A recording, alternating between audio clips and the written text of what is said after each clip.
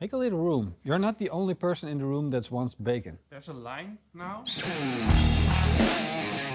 I had a dream, and the dream involved bacon and brisket.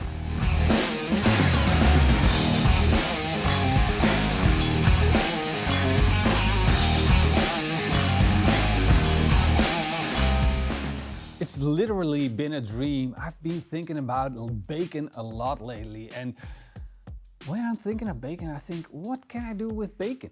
You know, bacon is perfect as it is, so we tried to make it better. It didn't turn out better. Bacon is perfect as it is.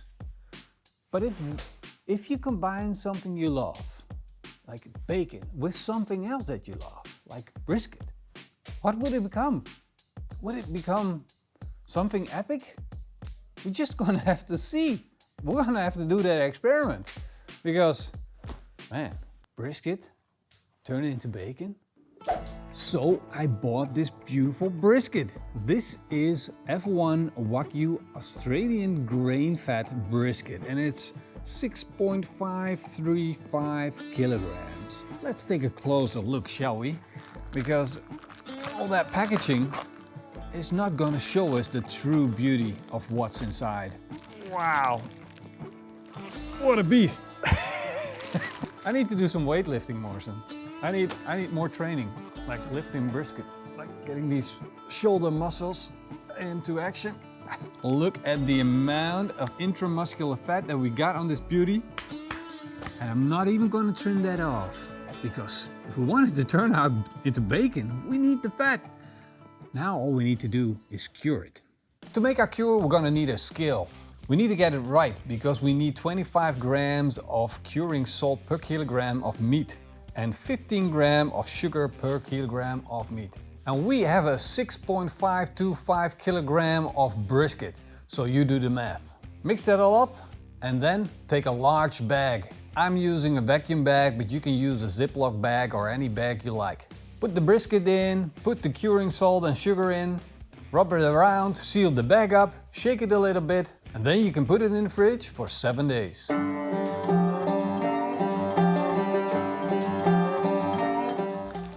Oh, it's ready!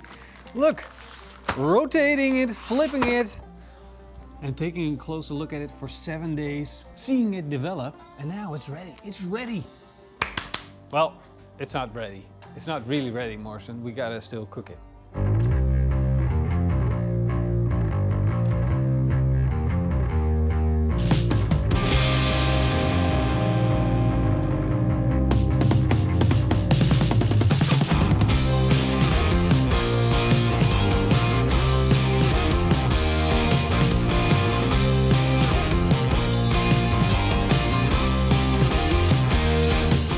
Our Bernhard smoker is almost up to temperature, so it's time to put our beautiful brisket in. Look at that beauty. This is going to be so good. Of course, I want to make sure that I hit the right temperature, so I'm going to put my temperature probe in the thickest part of the brisket. And I'm going to put my thickest part of the brisket towards the hottest part of the grill. That's how I'm sure I'm going to get an even cook. And now we're getting to the easy part of barbecuing with the pellet grill. We just set the temperature to 140 degrees Celsius, which is around 280 degrees Fahrenheit, and we're just going to let it run. And for us, there's nothing else to do than relax, chill.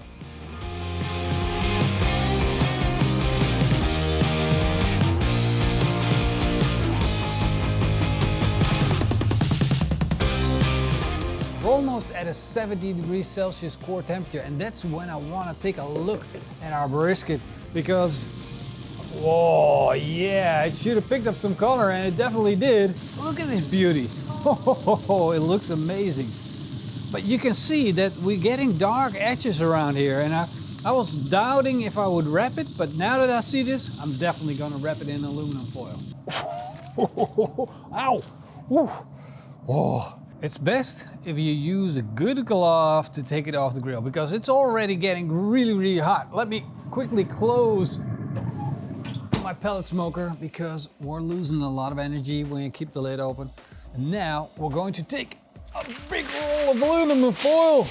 And now I'm going to carefully wrap this puppy up before we can try that, we need to put it back on the smoker. Wait a minute. What temperature should we cook it on? Because I'm thinking brisket, we need to cook it to brisket temperatures. But I'm not really sure. What should we do? Oh, this is a dilemma. We could just stop right here, Morrison. Eat it already? And eat it already. Oh, this is a dilemma.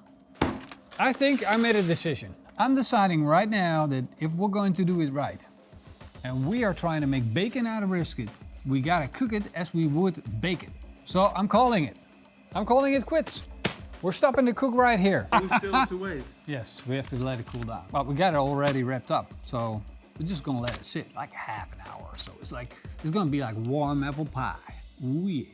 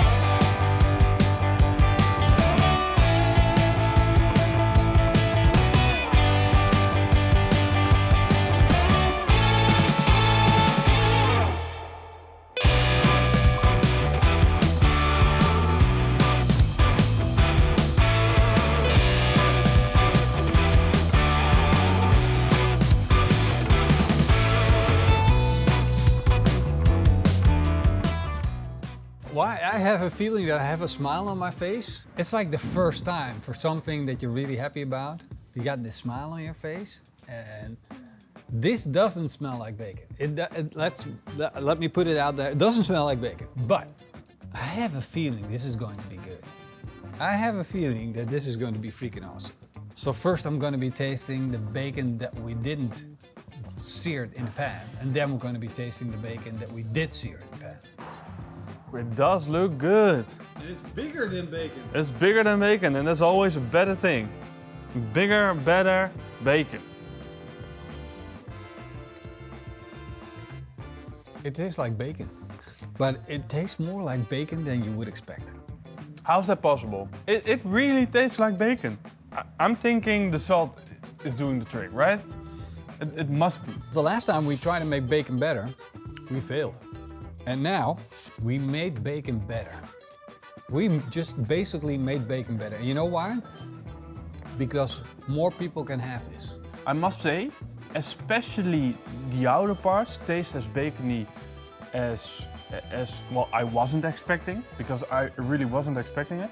The inner parts, they lack a little bit of that sweet, salty bacon flavor, but the outsides are just insanely good. Time to eat the fried bacon. It tastes like bacon, but it doesn't taste like bacon. It does taste really good, but it's different.